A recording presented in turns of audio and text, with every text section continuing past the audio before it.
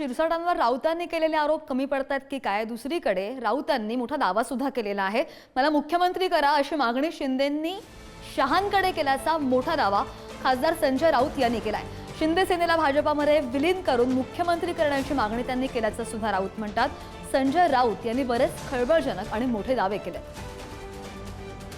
मराठी माणसाची एकजूट कशी तोडता येईल ती तुटली नाही तर राजकीय दृष्ट्या आपल्याला फार मोठं नुकसान होईल याच्यावर दोघांनी चर्चा केली. याच्यावरती अमित शहानी विचारलं फिर शिंदेजी क्या आपके मन में क्या है?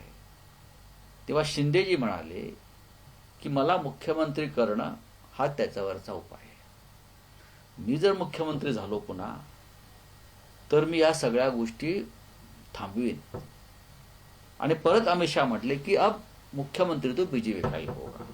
त्याच्यावर त्यांनी सांगितलं की मी माझ्या गटासह पूर्णपणे भारतीय जनता पक्षामध्ये विलीन व्हायला तयार आहे.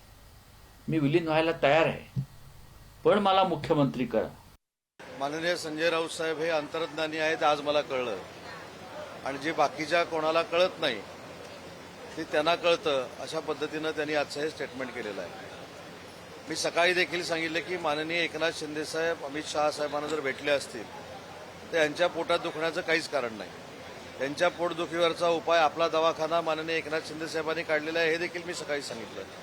पण एक महत्त्वाची गोष्ट आहे की एखादा फेक नरेटिव्ह सेट कसा करायचा हे या सगळ्या मंडळींना अचूक कळलेलं आहे. त्याच्यामुळे मुख्यमंत्रीपदासाठी एकनाथ शिंदे साहेब अमित शहा साहेबांना भेटले अशा पद्धतीची लोक जी बोंबाबोंब करतायत त्याच्यामध्ये काहीही तथ्य नाही.